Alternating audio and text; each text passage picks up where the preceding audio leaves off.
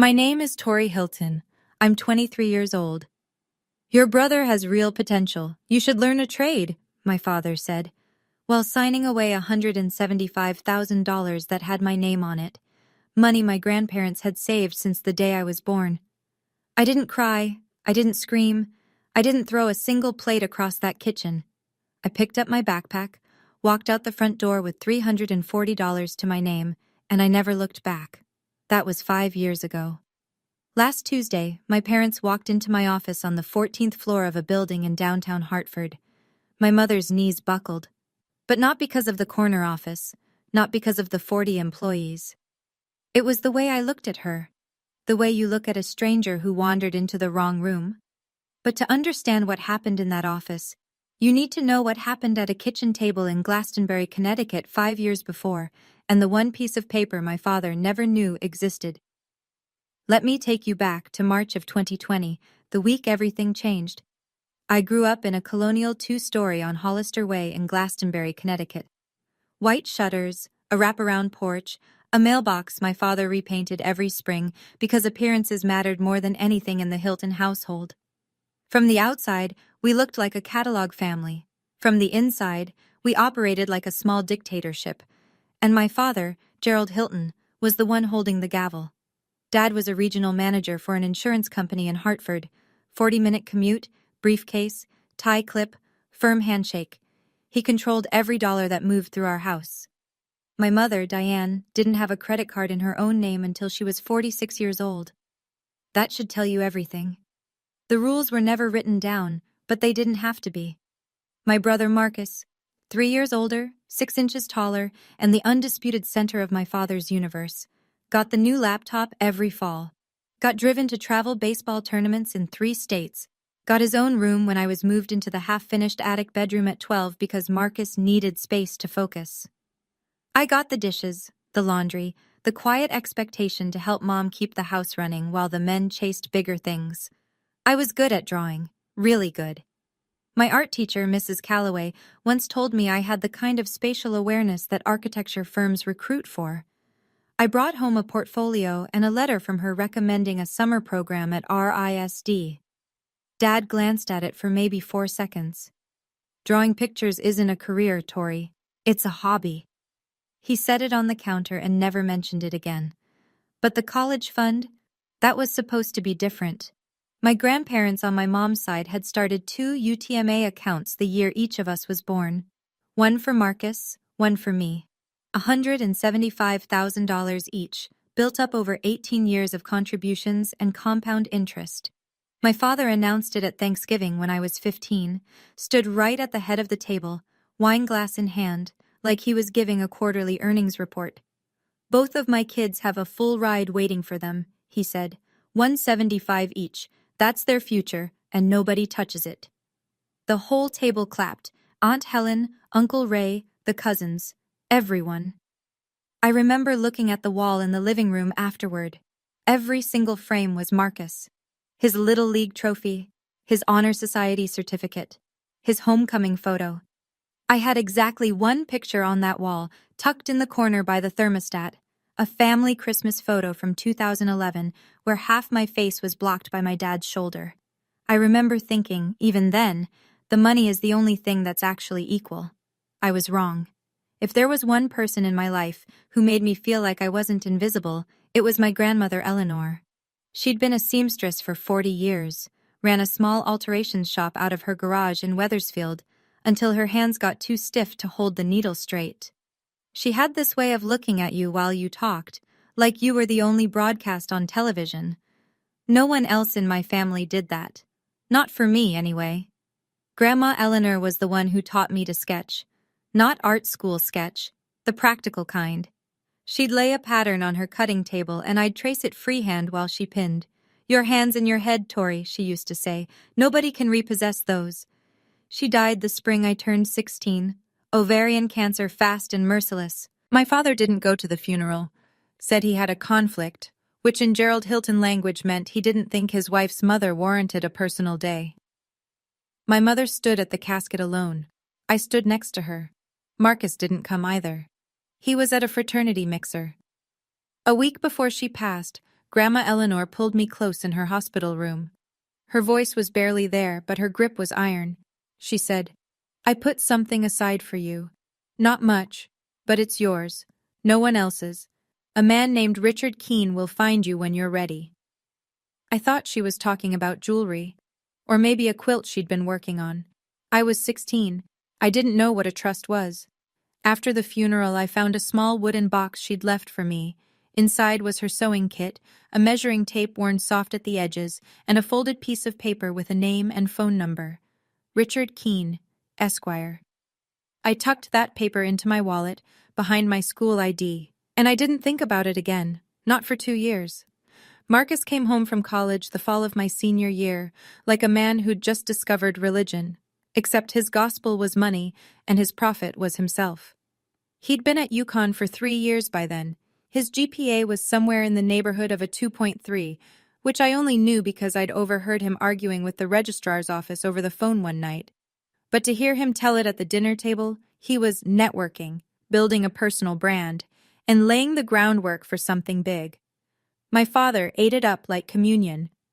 One Saturday morning in early March, Marcus showed up at the house wearing a blazer I'd never seen before. Banana Republic, price tag still dangling from the inside seam, like he wanted someone to notice. He had a printout in a plastic binder, maybe 8 pages, double-spaced.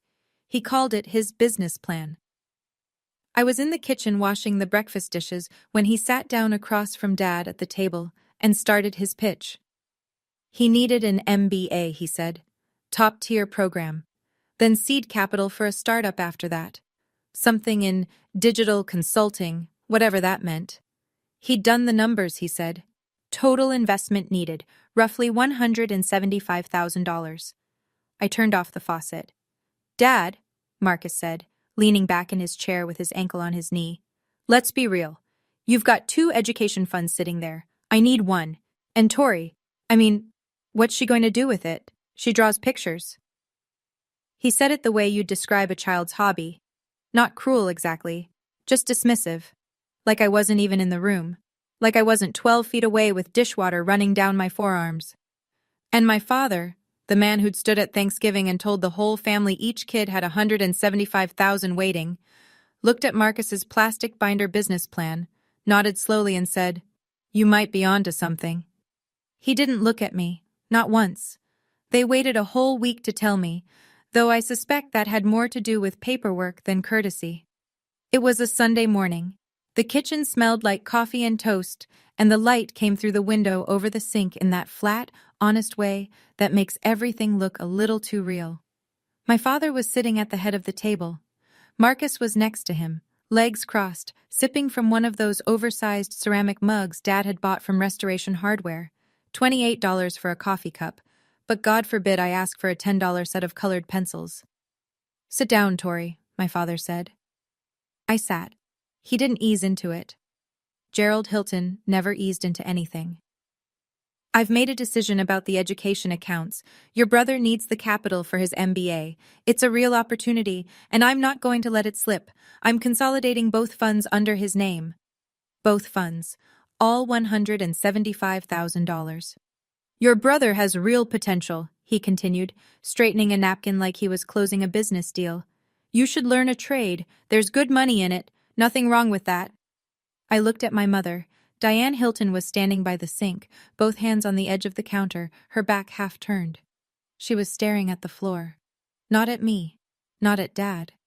At the tile, like she was trying to memorize the grout pattern. "Mom?"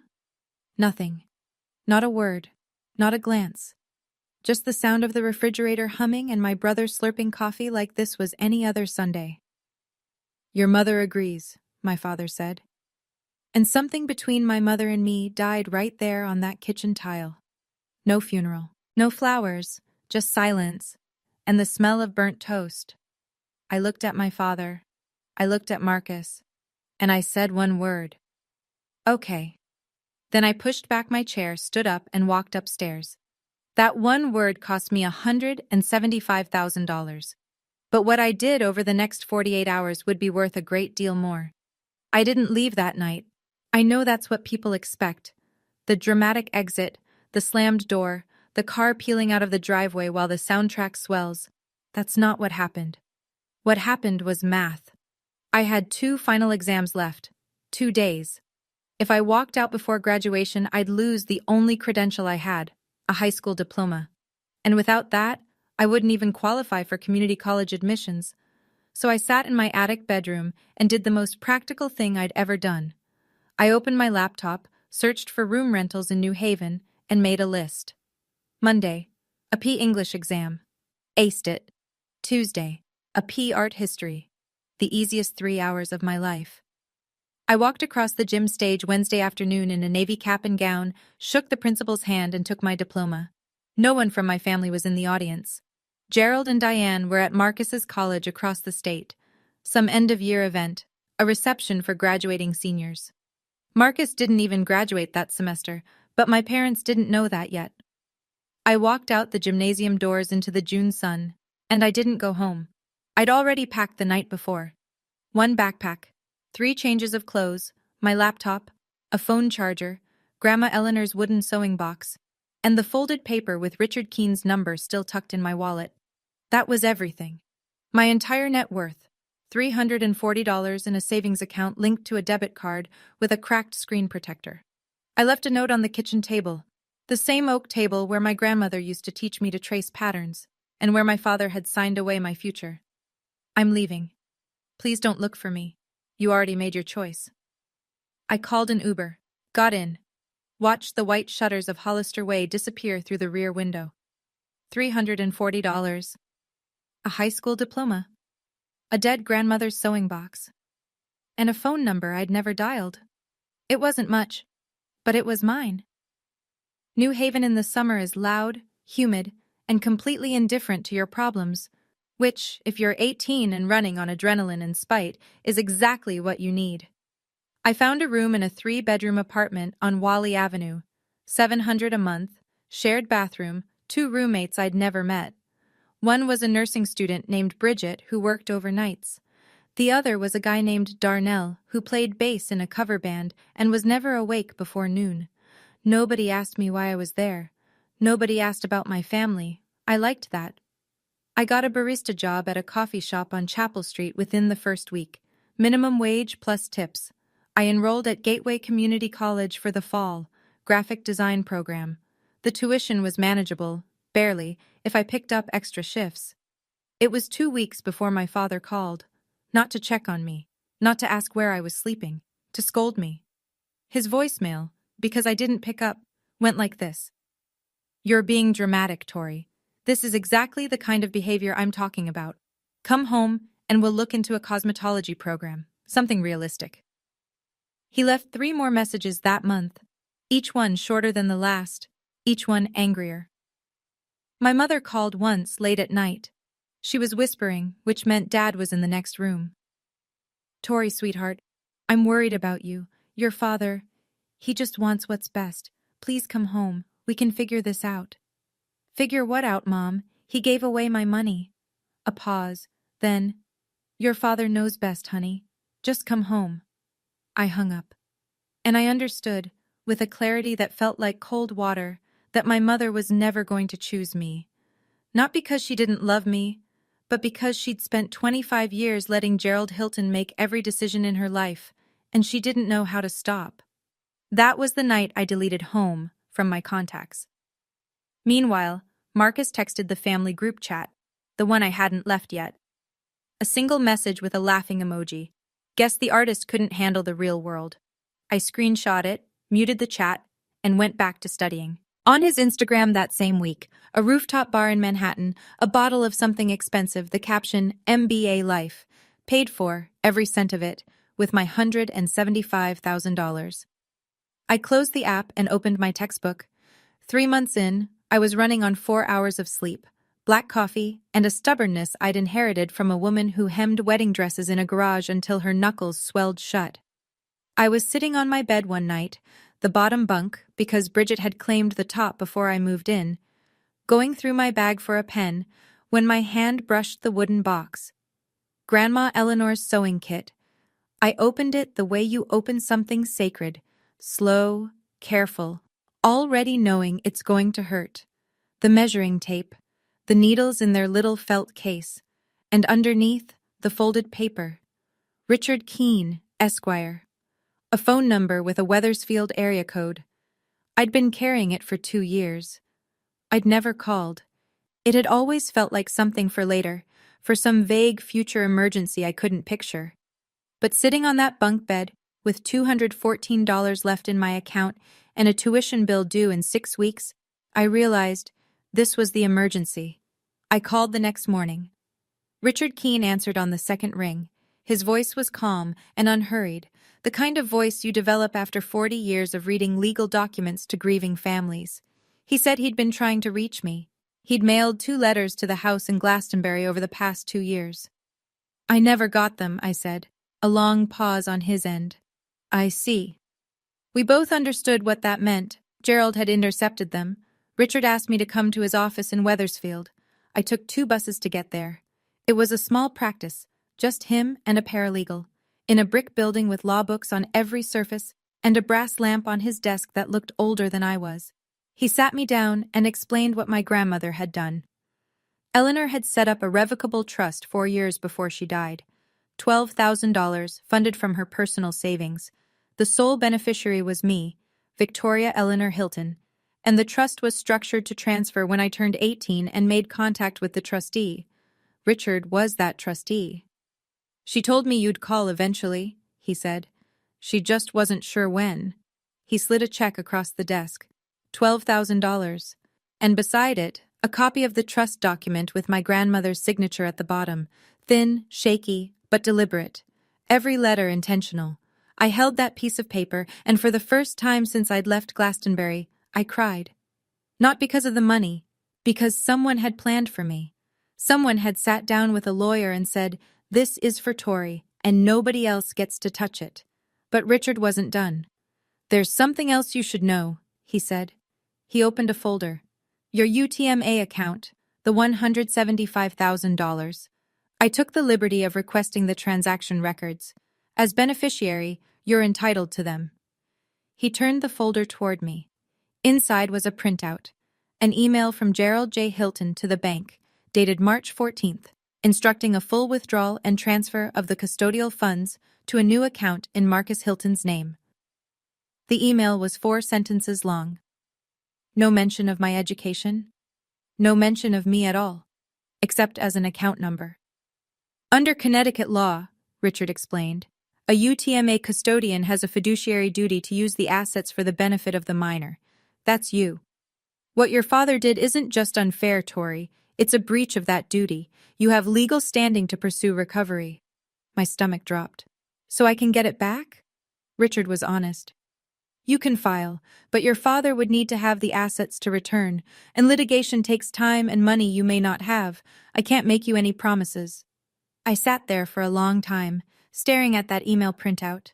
My father's name, the date, the amount, cold, transactional, like transferring inventory between warehouses. And then I folded the printout, put it in the envelope with the trust check, and said, "I'm not going to sue him." Richard raised an eyebrow. "I don't want his money anymore," I said. "I want my own." He nodded slowly, the way someone does when they respect a decision they might not have made themselves. "The statute of limitations on a UTMA breach in Connecticut is 6 years," he said. "If you change your mind, the door stays open." I thanked him. I took the check, the trust document, and the email printout. I walked to the bus stop in the rain, holding a manila envelope against my chest. $12,000. In Connecticut, that's barely 4 months of rent. But it was the first money in my life that someone gave me because they believed in me, not because they were obligated to. I want to be honest about what those first 2 years looked like, because I think people imagine some kind of movie montage, inspirational music, time-lapse of the girl at the desk, everything golden and upward. It wasn't like that. It was unglamorous and exhausting, and there were weeks where the only thing that kept me going was the fear of proving my father right. I used the $12,000 strategically. Tuition at Gateway for a full year came to just under $4,000. I bought a refurbished iMac and a student license for Adobe Creative Suite. The rest I rationed like water in a desert, rent Gap's bus fare, the electric bill when Darnell forgot his share for the 3rd month running. I graduated Gateway with a 3.94 GPA, top of the graphic design cohort. That earned me a transfer scholarship to the University of Hartford, not a full ride, but enough to cover 70% of tuition. I cobbled together the rest with a part-time campus job and freelance logo work I found on Upwork, $10 an hour, sometimes less. It was during my first semester at UHart that I walked into a studio internship interview and met Maggie Owens. Maggie was the creative director of a small interior design firm in Hartford, 12 employees, mostly residential clients, nothing flashy. She was about 40, with reading glasses permanently perched on her head and a habit of saying exactly what she thought, which in a world full of Gerald Hiltons was the most refreshing thing I'd ever encountered. She flipped through my portfolio in silence for what felt like 10 minutes. Then she looked up and said, "Who trained you?" "My grandmother, and YouTube." She almost smiled. "Your spatial work is raw, but it's exceptional. I don't say that often." She offered me the internship, 20 hours a week, $12 an hour, starting Monday. I said yes before she finished the sentence. And somewhere on the other side of the state, my brother Marcus, funded by my $175,000, was living a very different version of potential. I wasn't checking his social media anymore, not deliberately. But Bridget followed some mutual acquaintance, and things filtered through. Marcus had dropped his MBA program after 1 year, just quit, took the remaining funds and pivoted to a startup, some vague digital consulting thing that, as far as I could tell, consisted mostly of a WeWork hot desk and a LinkedIn profile full of buzzwords. He leased a BMW 3 Series, rented a shared apartment in Murray Hill, posted photos from rooftop bars with captions like, "Building the Empire, one connection at a time." My father, meanwhile, told anyone who'd listen, "My son is an entrepreneur in New York." Not once, according to Aunt Helen, who was my only remaining thread to that family, did anyone ask about me. Maggie said something to me at the end of that first month at the studio. We were cleaning up after a client presentation, rolling blueprints, stacking fabric samples. And she stopped, looked at me the way my grandmother used to, and said, "I don't know what you're running from, Tori, but whatever it is, keep running. You're going somewhere." She didn't know the half of it, but she saw enough. I need to pause here for a second. If you're watching this and you've ever been the one your family counted out, the one they looked past, the one whose dreams got filed under unrealistic, I want you to know something. I see you. And if this story is hitting close to home, take a second to subscribe. Not for me, for the version of yourself that needs to hear what happened next. Because what happened in year 3 changed everything. Now let me continue. By the start of year 3, I had something I'd never had before, a life that was entirely mine. I was 21. I'd transferred to UHart full-time, carrying a double load of coursework and working 20 hours a week at Maggie's studio. My apartment was a 400-square-foot studio in the Frog Hollow neighborhood. Nothing glamorous, but it had a window that faced east, and I'd pushed my drafting table against it so the morning light hit my work just right.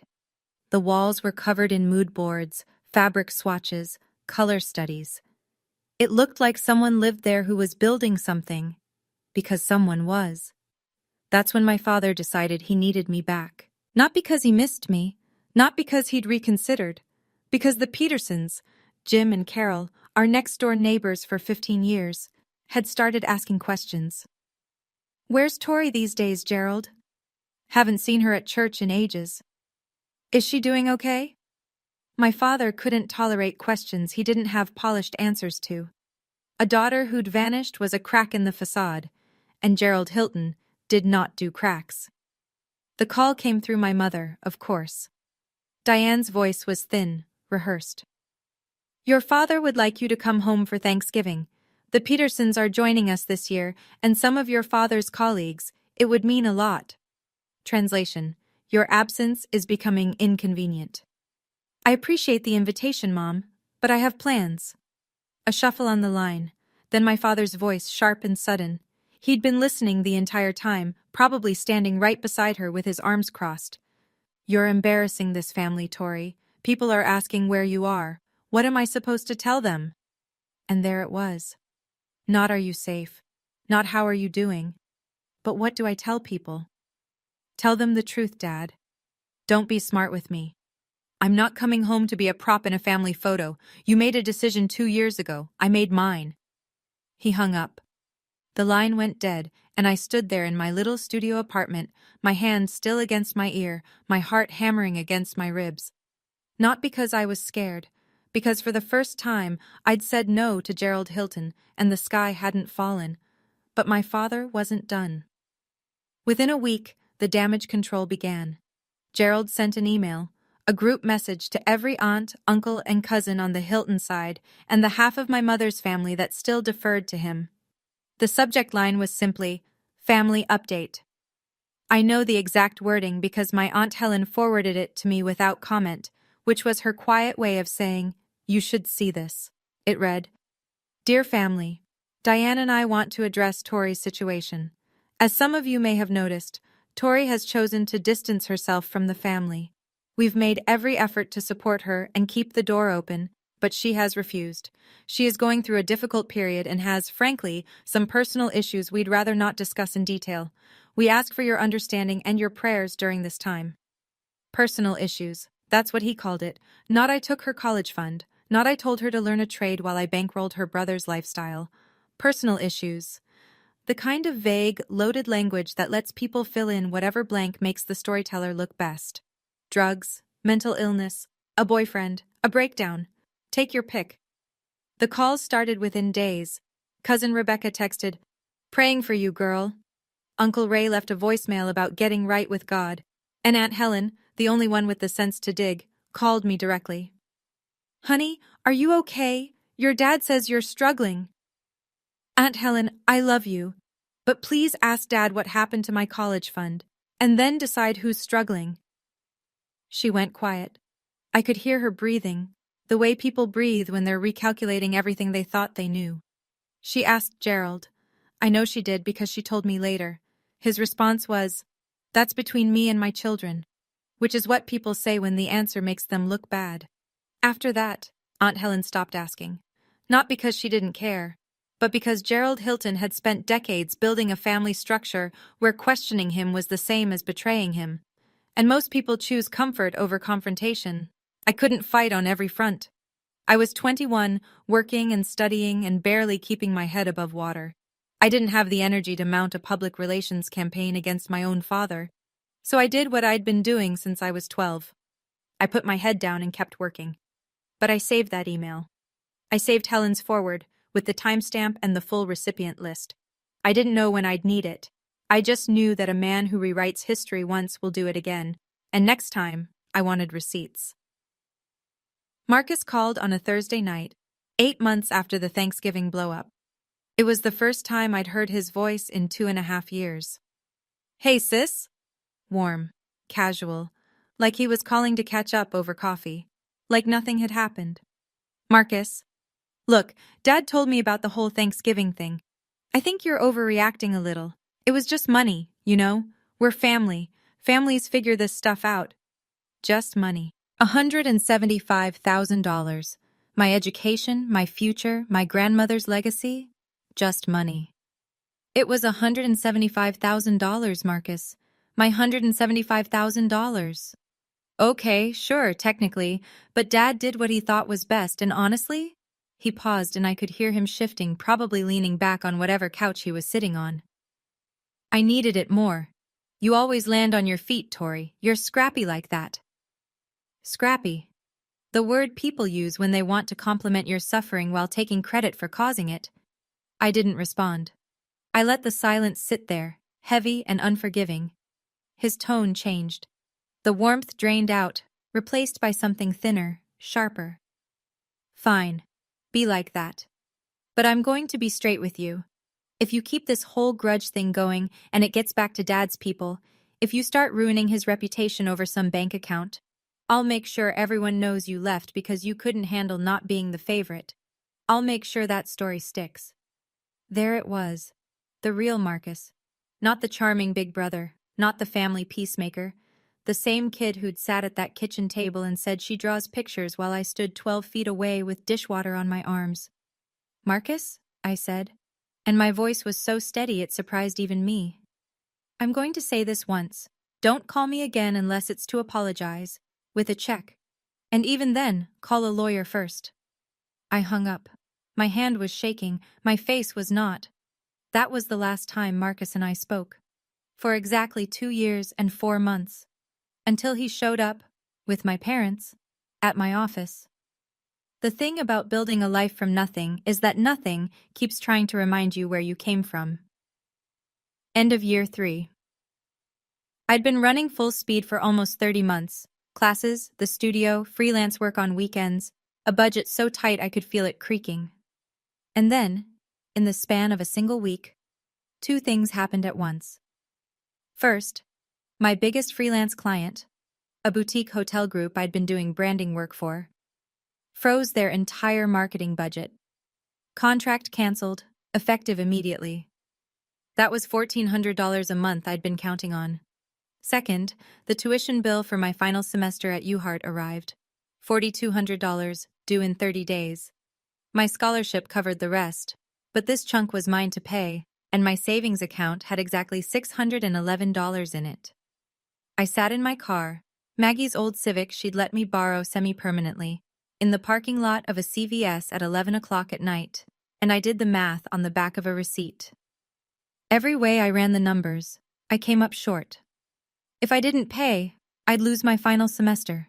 No degree. 3 years of grinding reduced to a transcript that said incomplete. And for the first time since that kitchen table, for the first time in almost 3 years, I heard my father's voice in my head. Not a memory. Worse. A verdict. Maybe he was right. Maybe I wasn't built for this. Maybe the girl who draws pictures really didn't have real potential.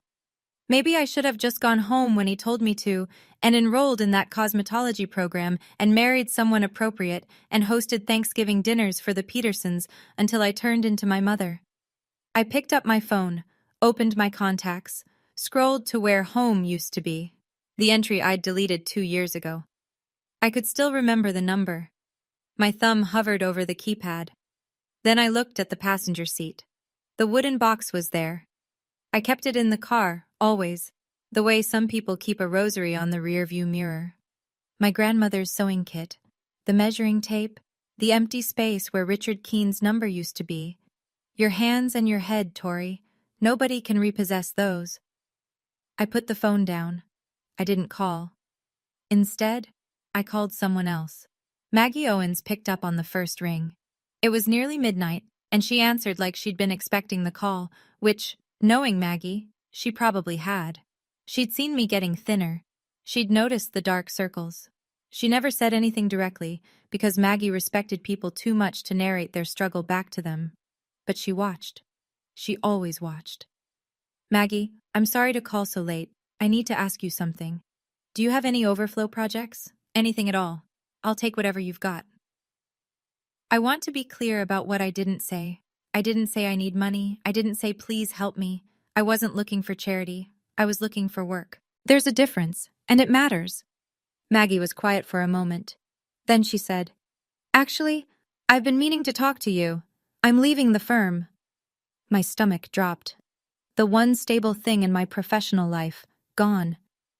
I'm starting my own studio, she continued, residential and commercial design. I've been planning it for 6 months, and I need a junior designer, full-time, salaried. It pays enough to finish your degree, if that's something you're worried about. I pressed my forehead against the steering wheel and closed my eyes. Not because I was breaking down, because for the first time in 3 years, the math worked. Maggie, why me? Because I saw your portfolio update last month. The Morrison project? That hotel lobby concept? She paused. Tori, that's not junior level work. That's principal level. You just don't know it yet. She didn't rescue me. She hired me. She made a business decision based on what she'd seen me produce for 2 years. I didn't get a handout. I got an offer, because I'd earned it. I started the following Monday. Design work during the day, classes 3 evenings a week and Saturday mornings, 6 hours of sleep if I was lucky. It was the hardest year of my life. It was also the year everything turned.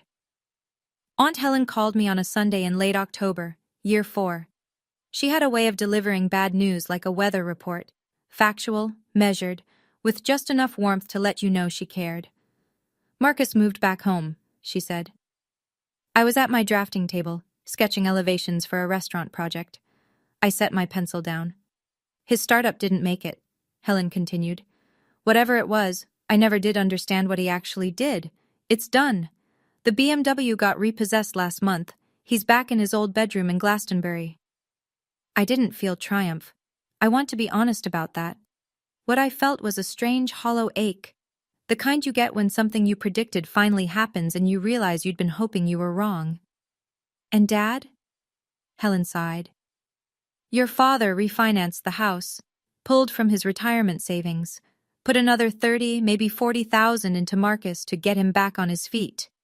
Your mother started working, cashier at the Stop and Shop on Hebron Avenue, first job she's had since before you were born.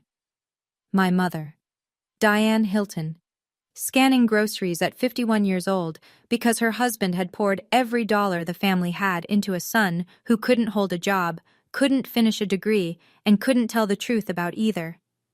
Does Dad talk about me? I asked. I don't know why I asked. I think some part of you never stops being the kid at the kitchen table, looking at their father and hoping. No, honey, Helen said gently. He tells people Marcus is regrouping, that the market will turn. He doesn't mention you at all. I picked up my pencil and went back to work. While my father was watching his investment get towed out of the driveway, I was signing my first lease. Not for an apartment, for an office. I graduated from the University of Hartford on a Saturday afternoon in May, magna cum laude, Bachelor of Fine Arts in Design. The auditorium was full of families, mothers with flower bouquets, fathers holding up phones to record the walk, little siblings squirming in folding chairs. Mine was empty.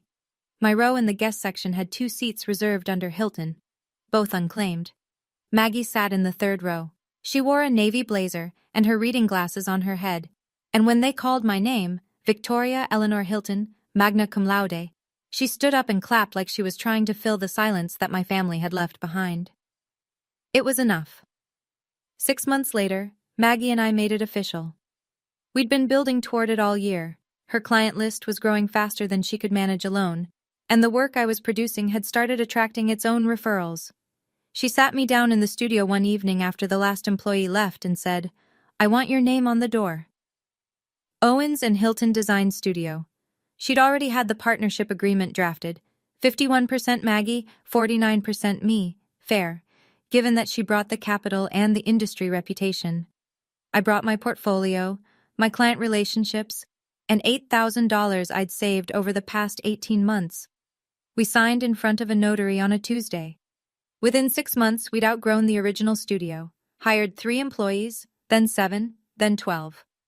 Maggie handled the high-end residential clients. I built out a consulting arm, corporate spaces, restaurant concepts, boutique hotels, under the name Hilton Creative Consulting, nested under our shared umbrella. The day I saw my last name on a glass door that I owned, not inherited, not borrowed, not given, I stood there for 5 full minutes, not to admire it, to believe it. Year 5. I was 23, and my life looked nothing like anything anyone in that house on Hollister Way had predicted for me. Owens and Hilton had moved into the Goodwin Building, a pre-war office tower in downtown Hartford, renovated top to bottom, the kind of address that makes people take you seriously before you've opened your mouth. We took the entire 14th floor, 40 employees, glass-walled offices, a design lab, a client presentation suite with a walnut table that seated 12. Our revenue had tripled in 18 months. We'd landed contracts with boutique hotel chains across New England, 2 restaurant groups, and a corporate campus redesigned for an insurance firm in Stamford. My corner office had a view of the Connecticut River. On the oak desk, solid, heavy, the kind of furniture you buy once and keep forever, sat 2 things: a framed photograph of my grandmother Eleanor, and the wooden sewing box, lid open, the measuring tape still coiled inside. No other family photos, not one. Then, in early January, I received an email from the Hartford Business Journal. They were launching their annual 30 Under 30 Awards, recognizing young business leaders across the state. I'd been nominated. The gala ceremony was scheduled for March at the Connecticut Convention Center. 300 attendees, media coverage, the kind of visibility that my father would have killed for Marcus to have. I read the email 3 times, then I called Maggie. "You deserve this," she said. "Don't you dare turn it down." I didn't. I accepted, sent back the RSVP, and started drafting my speech.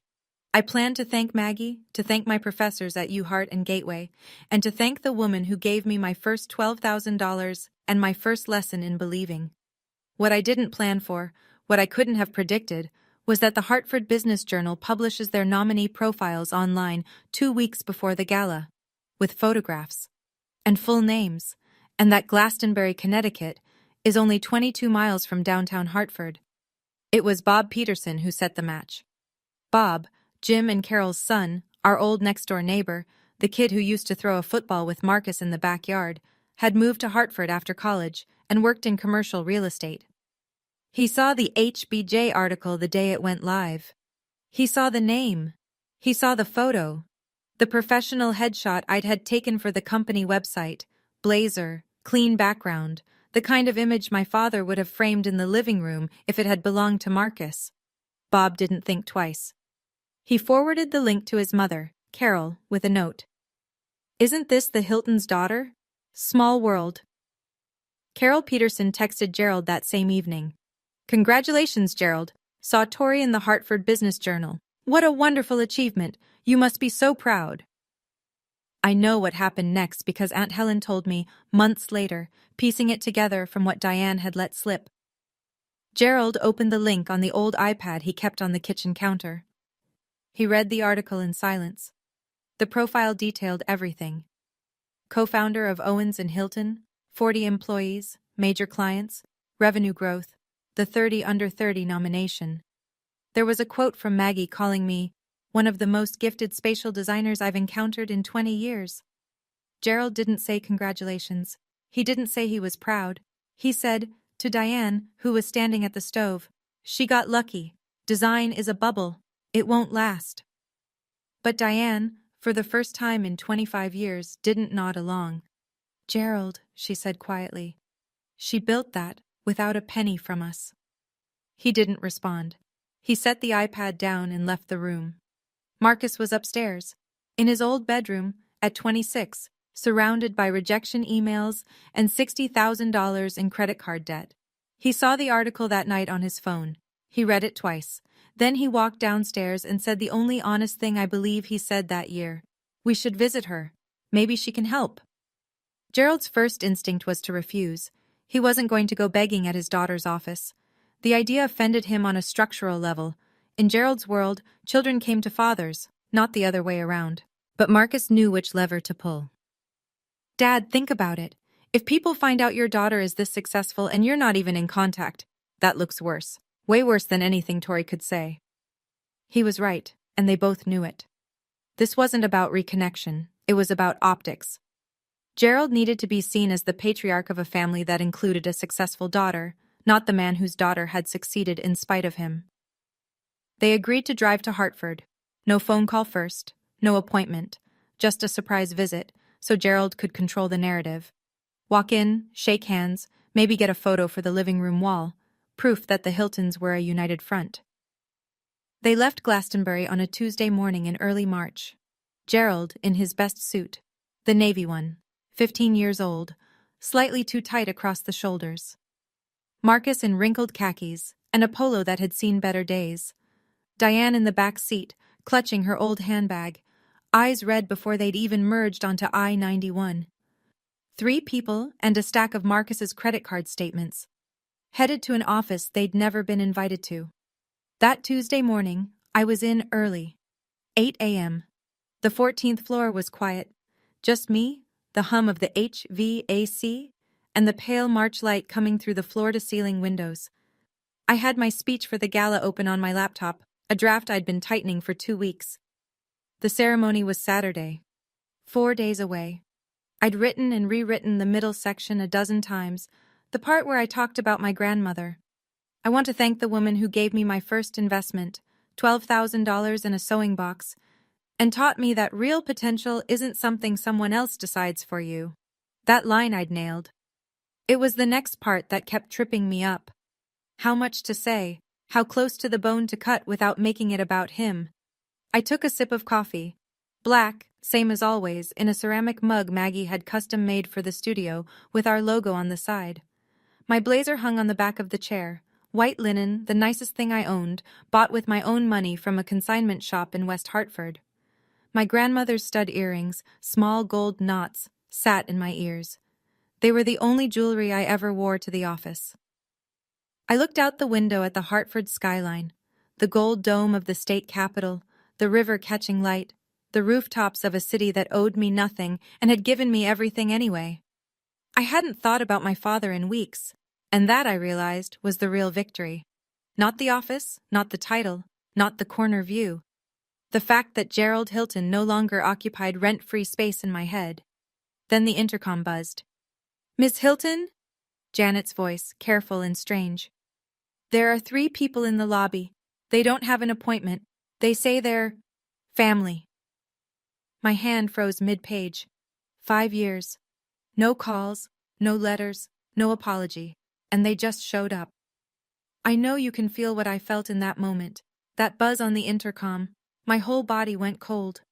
If you've ever had someone from your past show up right when you'd finally moved on, you know exactly what I'm talking about.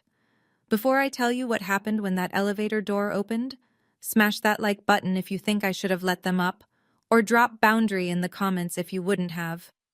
Here's what I did. I sat with it for 10 seconds. 10 seconds of silence, my fingertips pressed against the edge of my speech, the intercom light blinking green on the desk phone. I could have said no. I could have told Janet to say I was in a meeting, that Ms. Hilton wasn't available, please leave a card. Part of me wanted to. The 18-year-old in me, the girl at the kitchen table, she wanted to lock that door and never open it. But the 23-year-old, the one who'd built this floor from scratch, knew something the girl didn't. Running from them gave them power. Meeting them on my ground took it back. Send them up, Janet. I straightened my blazer, pulled my chair to the desk, opened a blank document on my laptop so the screen wasn't showing my speech, and I waited. The elevator opened with a soft chime that I could hear through the glass wall of my office. I didn't go out to meet them. I stayed exactly where I was. Janet walked them through the lobby, past the reception desk with its brass logo, Owens and Hilton, mounted on a slate gray wall. Past the open-plan studio where 40 employees sat at their stations, iMacs, drafting tablets, sample boards propped against desks. The morning light was streaming in. The space hummed with competence. My father walked first. Navy suit, 15 years old. It pulled across his shoulders and bunched at the waist. His shoes were polished. He'd tried. But they were the same wingtips he'd worn to my cousin's wedding in 2017. Behind him, Marcus. Khakis wrinkled at the knee, a faded polo, hands in his pockets like a teenager called to the principal's office, and behind Marcus, my mother, Diane.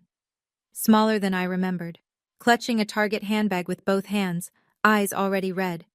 They walked past 40 people who didn't know them, in a building with their daughter's name on the wall, through a space that existed because I'd refused to accept the life they'd chosen for me. Janet opened the door to the conference room. Glass walls, walnut table, 12 chairs, an 85-inch display screen, and a view of downtown Hartford that you could charge admission for. "Ms. Hilton will be with you shortly," she said. I gave it 2 minutes. Not to be petty, because I needed to breathe. Then I stood, picked up a legal pad and a pen, the Mont Blanc Maggie had given me the day we signed the partnership, and walked into the conference room. My mother saw me first. She made a sound, not a word, not a cry, something between the two, and her knees buckled, actually buckled. She grabbed the edge of the conference table with one hand, and Gerald's arm with the other. Gerald steadied her, but his face, I'll never forget his face. It was the look of a man who had walked into a building expecting to find a hobby and found an empire instead. Marcus just stared. At the logo, at the table, at me. His mouth opened, then closed, then opened again. Nothing came out. And I looked at all 3 of them with the exact expression I'd give a walk-in client who hadn't made an appointment. Professional, courteous, absolutely empty of anything personal. "Please," I said. Sit down. Can I get you water or coffee? They sat. Gerald at the head of the table, force of habit, then seemed to realize this wasn't his table and shifted awkwardly to the side. Diane took the chair closest to the door, like she might need an escape route. Marcus sat between them, arms crossed, eyes still scanning the room like he was appraising real estate. Nobody took the coffee. Gerald spoke first. Of course he did. You've done well for yourself, Tori. He said it with a nod, a slow nod, the kind he used to give Marcus's report cards, like he was grading me. I always said you were resourceful. Resourceful. Not talented, not brilliant. Resourceful. The word you use for someone who survives despite the odds you stacked against them. I let the silence sit for 3 full seconds, long enough for it to become uncomfortable. Then, thank you. Now, how can I help you today? Gerald blinked. He'd expected warmth, maybe tears, maybe the prodigal daughter, grateful to see her family after 5 years. What he got was a conference room and a question he'd have to answer honestly. We're here because we're family, he said, leaning forward, adjusting his cuffs like he was running a meeting. We've let too much time pass. Your mother and I, we want to reconnect, put things behind us. Diane nodded, eyes wet, dabbing at them with a tissue she'd pulled from her handbag. I set my pen on the legal pad. I didn't write anything. I appreciate you coming. Then Marcus cleared his throat. He uncrossed his arms, planted his elbows on the walnut table, this $12,000 walnut table, and tried on his old charm school voice. Tori, I could actually use some advice. Business stuff. I've got a few things in the works and I thought maybe you could take a look. Give me your perspective. A few things in the works. $60,000 in credit card debt and an old bedroom in Glastonbury was a few things in the works. I looked at my brother the way Maggie looked at a design concept that didn't meet brief. Marcus, are you a client? He frowned. What? If this is a business consultation, I'll have Janet schedule you. Our rate is $350 an hour. The room went very still. Gerald's jaw tightened. A vein I remembered from childhood, the one above his left temple, the one that appeared before he raised his voice, pulsed once. I placed a business card on the table between us. Tori Hilton, co-founder, Owens and Hilton Design Studio. Phone number, email, no family crest, no shared history, just the facts. Gerald looked at the card. He didn't pick it up. I'm happy to help, I said, but I need to understand the capacity. Are you here as family or as a business inquiry? Because as family, we haven't spoken in 5 years. I paused. And that wasn't my choice. The mask came off. Gerald pushed back from the table, both hands flat on the walnut surface, and every year of carefully maintained composure cracked right down the center. Enough with the corporate act, Tori. We're your parents. We drove 2 hours to see you. You drove 2 hours, I said. That's more effort than you made in 5 years. His face flushed. The vein was back, throbbing now. I made a decision for this family. I did what I thought was right. I looked at 2 kids, and I put the money where it had the best chance of paying off. And look at you. You got over it. You're fine. Got over it. Like it was a cold, like $175,000 was a minor inconvenience I should have walked off like a stubbed toe. You took $175,000 with my name on it, I said. My voice didn't waver. I'd practiced this sentence in my head for 5 years. Not for this moment, but for myself. For the version of me who needed to hear it spoken out loud. You transferred it to Marcus without my consent. That wasn't a family decision, Dad. That was a legal violation of your fiduciary duty as a UTMA custodian. I chose not to sue you. That doesn't mean I forgot. Gerald's face drained. Not red anymore. White. The color of a man who has just learned that the person he dismissed understands exactly what he did, with the legal vocabulary to prove it. How? He started. I had a lawyer explain it to me. The same lawyer Grandma Eleanor appointed to manage the trust she set up in my name, the one whose letters you intercepted. Dead silence. Diane's head snapped toward Gerald. What letters? She whispered. Gerald didn't answer. Marcus, who had been shrinking into his chair by the inch, leaned forward with his elbows on his knees. The charm was gone. In its place was something I recognized. Desperation. Tori, look, I'm in a tough spot, okay? I owe about 60 grand. Credit cards, mostly. If you could just lend me something, a bridge, just enough to… No. The word landed like a stone in water. No echo, no negotiation. Come on. His voice cracked. We're blood. Blood didn't stop you from taking my future, Marcus, and it won't make me fund yours. He looked at our father, the way he always did, for backup, for reinforcement, for the man who'd spent his whole life propping up the golden child. But Gerald was staring at the table, jaw clenched, still processing the phrase fiduciary duty and the ghost of letters he'd thrown in the trash. Then my mother broke. Not the way she used to break, the quiet kind, the kind where she cried at the sink and pretended the water was making her eyes red. This was different. This was a woman who was finally looking at the full cost of her silence. Tori. Her voice splintered. Please. I know I should have said something. I was standing right there. I saw what he did and I was scared. Your father, I didn't know how to… Mom.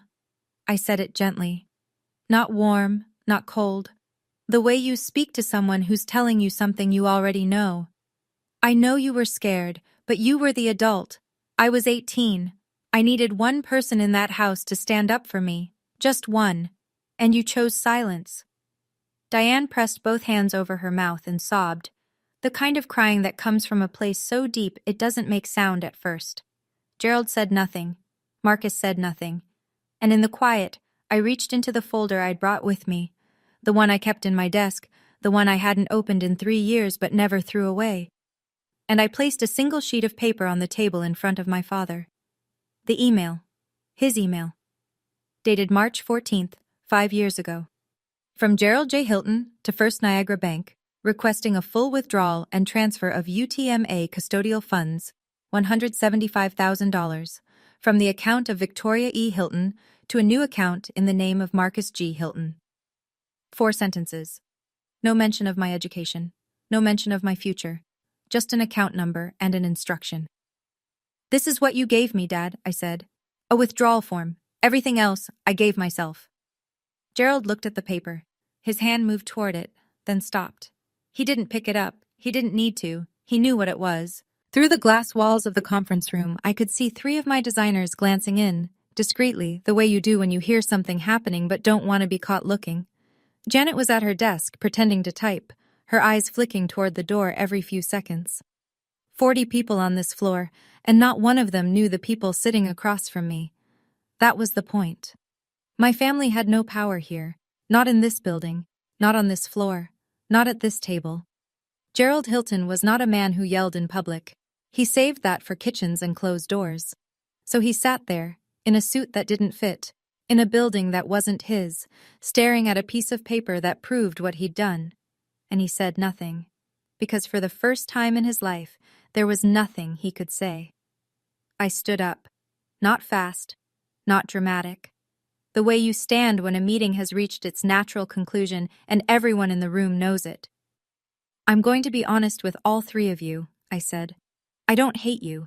Hating you would mean you still have power over how I feel. You don't. Gerald's eyes were on the table. Marcus was picking at the seam of his polo. Diane had stopped crying, but her breathing was ragged, and she held the tissue against her chest like a compress. I won't be lending Marcus money. I won't be pretending we're a happy family for the Petersons. And I won't be accepting a version of this story where Dad invested wisely, and I turned out fine. I let that settle. If there is ever going to be a relationship between us, it starts with 3 things. A genuine apology, not the kind that starts with, I'm sorry you feel that way. Accountability for what was taken from me, not redirected, not minimized, not explained away, and respect for the person I became without you. I picked up my legal pad and my pen. Until then, Janet will show you out. Gerald stood. His jaw worked, the way it does when a man has 100 things to say and knows that not one of them will help. He looked around, through the glass, past the rows of designers and project managers, at the logo on the far wall, at the skyline beyond the windows. He was measuring something. The distance between what he'd imagined for his family and what had actually happened. He didn't apologize. He buttoned his suit jacket, the middle button, wrong one, the way someone does when they're not thinking, and walked toward the door. Marcus followed, head down, hands back in his pockets. He didn't look at me. Diane was the last to stand. She moved slowly, holding the chair for balance. She looked at me, really looked, the way she hadn't since I was a child, and said very quietly, "Your grandmother would be proud." Something in my chest cracked, just a little, not enough to change anything, enough to feel. "I know," I said. Janet held the conference room door open. The sound of the studio flooded back in. Keyboards, a phone ringing, someone laughing over by the coffee station. The ordinary sound of a business running. My business. Gerald walked through the open-plan office with his shoulders pulled in, like a man trying to take up less space. The navy suit, too tight, too old, too small for the room, moved through rows of iMacs and standing desks and framed project photos, and not a single person looked up. Not because they were rude, because he was nobody here. The elevator chimed. The doors opened. They stepped in. Gerald first, then Marcus, then Diane, who turned at the last second and looked back down the hallway toward my office. I was already walking back to my desk. The doors closed. And for the first time in 5 years, I allowed myself to think the thought I'd been holding at arm's length since I was 18 years old. I won. Not because I was rich. Not because I had the bigger office or the better suit or the logo on the wall. I won because I was standing in a room I'd built with my own hands, and the people who had tried to decide my future had just walked out of it with nothing. After the elevator doors closed, I sat in the conference room for a long time. The email was still on the table. Gerald's 4 sentences dated 5 years ago, printed on plain white paper. I picked it up, folded it along the original crease, and slid it back into the manila folder. Let me tell you something I didn't say in that room. Something I'd only told Maggie and Richard Keene. I could have sued my father, I still can. Richard had the case built by the time I was 21. UTM. A breach of fiduciary duty. Gerald withdrew $175,000 from a custodial account designated for my benefit and redirected it to a third party, my brother, for purposes that had nothing to do with my education, my health care, or my welfare. Under Connecticut general statutes, that's not a gray area, it's black and white. A judge could have ordered full restitution plus interest, plus my legal fees. Richard had the withdrawal records, the bank correspondence, the email I'd just shown Gerald. He had the trust document from my grandmother proving that Gerald had also intercepted legal mail meant for me, a separate, provable offense. You have a strong case, Richard told me when I was 22, sitting in his office with the folder open between us, if you want to pursue it. I thought about it for 3 months. Then I told him no. Not because I'd forgiven my father, and not because the money didn't matter. It was 3 things, and I'll be honest about all of them. 1. Gerald was nearly broke. His retirement accounts were gutted, the house was refinanced, and Marcus had burned through everything. Winning a judgment against a man with no assets is just an expensive piece of paper. 2. I didn't want to spend the next 2 years of my life in courtrooms, reliving the worst day of my life in front of strangers. 3. And this is the one that mattered most. I didn't want to be the woman who built her life around $175,000. I wanted to be the woman who built her life without it. Keep the file, I told Richard. The statute of limitations runs 6 years. If he ever tries to rewrite this story publicly, I want receipts. Richard nodded. He understood. The folder went into my desk drawer, not as a weapon, as insurance. The $175,000 stopped being about money a long time ago. It became about who I was going to be, and I decided I was going to be someone who didn't need it. Saturday came faster than it had any right to.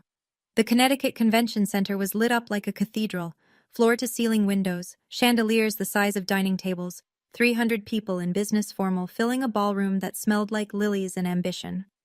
The Hartford Business Journal had gone all out. Ice sculptures, a string quartet during cocktails, a media wall with the 30 under 30 logo where nominees posed for photographers. I'd bought a new blazer for the occasion, midnight blue, tailored, the nicest thing I'd ever owned. My grandmother's gold stud earrings, A pair of heels I'd practiced walking in for a week because I wasn't about to stumble on the one night that mattered. In the inside pocket of my blazer, a piece of paper, yellowed, soft at the folds, with a name and phone number written in a dead woman's handwriting. Richard Keene, Esquire. I'd carried it the way other people carry a lucky coin. Not because I believed in luck, because I believed in the woman who'd written it. Maggie was at the front table beaming. She'd brought 3 of our senior designers as guests. Janet had come too, in a dress I'd never seen her wear, proud as a mother hen. They called my name at 8:47 p.m., Tori Hilton, co-founder, Owens and Hilton Design Studio. Hartford Business Journal, 30 under 30. The walk to the stage felt longer than it was. The spotlight hit, and the room blurred into shapes and warmth and the sound of applause. I adjusted the microphone and looked out at 300 faces. Then I spoke. 5 years ago, I had $340 and a high school diploma. Someone I trusted told me I should learn a trade because I didn't have real potential. A murmur rippled through the room. He was wrong about the potential, but he was right about the trade. I learned the trade of building something from nothing, from blueprints and deadlines and clients who needed someone to see what they couldn't see yet. I paused, took a breath. I want to thank my partner, Maggie Owens, who didn't rescue me. She hired me. There's a difference. I want to thank my professors at Gateway Community College and the University of Hartford, who treated me like I belonged there before I believed it myself. My voice steadied. And I want to thank the woman who gave me my first investment, $12,000 in a sewing box, and taught me that your hands and your head are the only things nobody can repossess. My grandmother, Eleanor. Maggie was on her feet, then the table next to her, then the row behind them. A standing ovation that started at the front and moved through the room like a wave. I didn't cry on stage, I saved that for later. At a table near the back, someone was recording on their phone. It was Aunt Helen. She'd come. I'd sent her an invitation 3 weeks earlier, the only family member I'd reached out to. She was crying openly, not bothering to wipe her face, holding the phone steady with both hands. She sent the video to Diane that night. I didn't name my father. I didn't name Marcus. I didn't have to. Anyone who knew the story understood every word. And the people who didn't? They just heard a young woman who'd earned her place. That was enough. The letter arrived the following Thursday. No return address. Just my office address, handwritten on a plain white envelope, the way you write when you're not sure the person on the other end wants to hear from you. I recognized my mother's handwriting immediately. The looping T in Tori. The slight leftward slant she'd had since she was a girl, something her own mother had tried to correct and eventually given up on. I opened it at my desk, after everyone else had gone home. Dear Tori, I watched the video Aunt Helen sent. I watched it 4 times. I'm writing this at the kitchen table. The same table. And I don't think I can sit here anymore without hearing what you said on that stage. I failed you. I need to say that clearly, because I've spent 5 years avoiding it. Your father made the decision, but I stood there and let it happen. I was scared. I've been scared for 26 years, scared of his voice, scared of being wrong, scared that if I spoke up, the whole structure would collapse. So I said nothing while he took your money, your confidence, and your place in this family. And I told myself it was keeping the peace. It wasn't peace. It was cowardice. I know that now. I don't expect forgiveness. I don't think I've earned it. But I need you to know, I see what I did. I see who you've become. And I'm done standing by the sink with my mouth shut. I've contacted a divorce attorney. I'm looking for an apartment. For the first time in 30 years, I'm choosing myself. You taught me that, the night you walked out that door. I just wish it hadn't taken me 5 years to follow. Your grandmother would be proud of you. I know because I am. Mom. I set the letter down on the oak desk, next to the framed photo of Grandma Eleanor, and I cried. Not the kind of crying I'd done at Richard Keene's office. That had been grief for lost time, for money, for a father who'd never see me clearly. This was different. This was mourning the mother-daughter relationship we should have had. The version where she stood up at that table and said, "No, Gerald, this is wrong." The version where I didn't have to leave to learn my own worth. Gerald sent nothing. No letter, no call, no text, nothing. His ego was the last wall standing, and he would die behind it before he'd let it come down. Marcus sent a single text the night after the gala. 5 words. Congrats on the award, Tori. No apology, no accountability, no acknowledgement of the $175,000, the threats, the years of silence. Just 5 words that cost him nothing and meant about the same. I read my mother's letter 3 more times. Then I placed it on my desk, next to the sewing box and the photo, the small sacred collection of things that came from people who had, in their own way, believed in me. I didn't write back that night. I wasn't ready. But I didn't throw the letter away. That was new. Let me tell you where everyone ended up, because I think you deserve the full picture. Gerald Hilton took early retirement 6 months after our conference room meeting, though retirement is generous.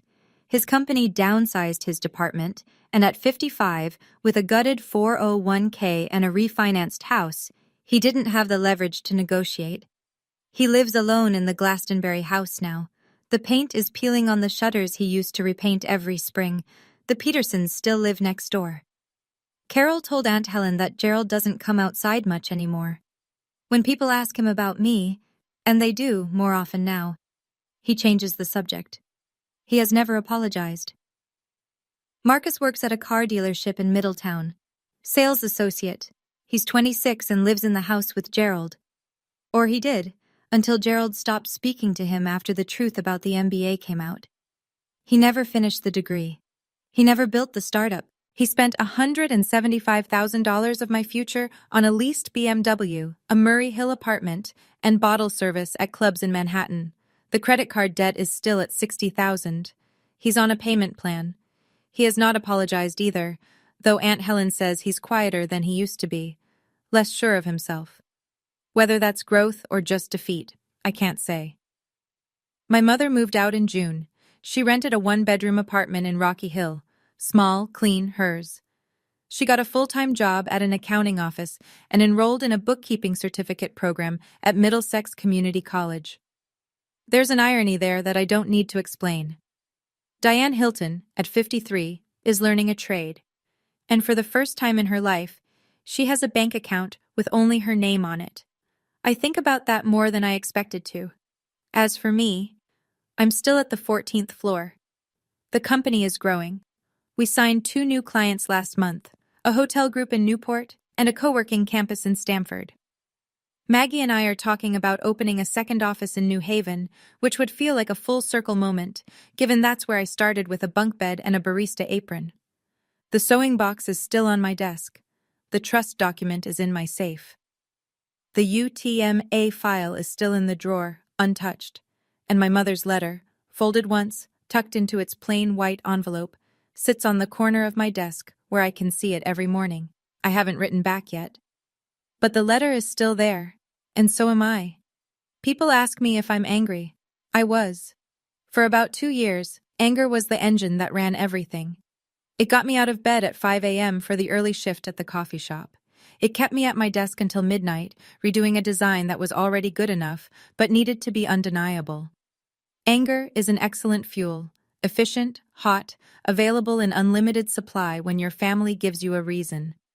But anger has a shelf life. If you let it run too long, it stops pushing you forward and starts eating you from the inside.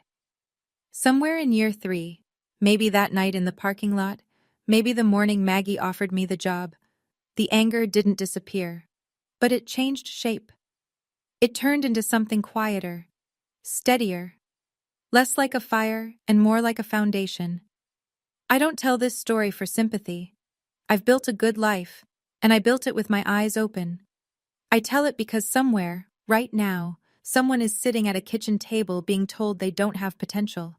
Someone's parent is signing away their future and calling it a smart investment. Someone's mother is staring at the floor, choosing silence over her own child. And the person at that table, the one being dismissed, is starting to believe it. Don't. My father took $175,000 from me. But the real theft wasn't the money. It was the years I spent wondering if he was right. That voice, maybe he was right, maybe I'm not enough, maybe the girl who draws pictures doesn't deserve a seat at the table, that was the thing I had to pay off. And the interest on self-doubt compounds faster than any bank account. I paid it off. Not with revenge, not with spite, with work, with proof, with the kind of silence that only comes from knowing your own worth. The best revenge isn't loud. It's the sound of a life well built, heard by the people who bet against you. I wrote the letter on a Tuesday night, not at the office, at home, my apartment in West Hartford. One bedroom, a small kitchen, a living room with a bookshelf I'd built myself from a kit and a fiddle-leaf fig that Maggie swore I'd kill within a month, but was somehow still alive 7 months later. Modest. Mine. Every square foot of it earned. I sat at the kitchen table, a different table, a table I'd chosen, with a sheet of white stationery and a pen, and I wrote to my mother. I didn't draft it, I didn't revise it, I just wrote. Mom, I got your letter. I've read it more times than I'll probably admit to you. I'm not ready to talk yet. I don't know when I will be. I won't lie to you about that, because I think we've both had enough of people saying what they don't mean in this family. But I want you to know this. The fact that you're starting over at 53, that you signed a lease, opened your own bank account, and enrolled in a program, that takes more courage than anything I've done. I built a company with $12,000 in spite. You're rebuilding a life after 30 years of silence. I don't know which one is harder. I think it might be yours. Grandma would be proud of you, too. Tori, I folded the letter, slid it into an envelope, wrote the Rocky Hill address on the front, and stuck a stamp on the corner. I set it on the table by the front door. The spot where I leave my keys, my badge, the things I need to grab on my way out in the morning. I didn't write to my father, maybe one day. But today isn't that day, and I've learned not to force doors open for people who slammed them in my face. I didn't write to Marcus either. There's a difference between a door that's closed and a door that was never real. Marcus and I never had a relationship. We had an arrangement, and he was always the one holding the better cards. If he ever comes to me with an apology that doesn't start with a $sign, I'll listen. But I won't hold my breath. Forgiveness isn't a switch, it's a door. I'm not opening it yet. But for the first time in 5 years, I'm not boarding it shut either. So that's my story. A father who chose his son. A mother who chose silence.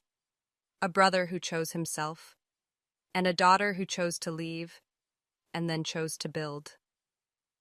I'm not going to stand here and tell you everything works out. It doesn't always. I got lucky in ways I can measure. A grandmother who planned ahead, a mentor who saw what my family refused to, a stubbornness I was probably born with. And I got unlucky in the way that counts most. I lost my family before I was old enough to understand what that would cost me. But if you're the one they counted out, the one they overlooked, underfunded, underestimated, dismissed, I'm not going to tell you it'll be easy.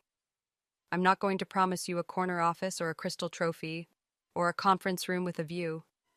That's not the point. The point is this. The moment you stop waiting for them to see your worth and start building on it yourself, that's the moment everything shifts. Not the money, not the title, not the name on the wall, you.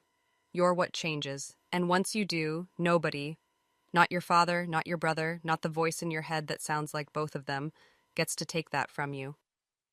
I'm 23 years old. I have a company, a partner I trust, a desk with a sewing box on it, and a letter I haven't mailed yet sitting by the door. Tomorrow morning, I'll pick up my keys, grab that envelope, and drop it in the mailbox on the corner of Farmington and South Main. Then I'll drive to work. If this story stayed with you, if you felt something, hit that like button and share it with someone who needs to hear it today. Subscribe if you haven't already, and tap the bell so you don't miss the next one. I leave new stories in the description below. Go check them out after this, and if you have your own story about being counted out and coming back stronger, I want to hear it. Drop it in the comments. You never know who's reading right now, sitting at their own kitchen table needing exactly what you have to say. Thank you for listening. I'll see you in the next one.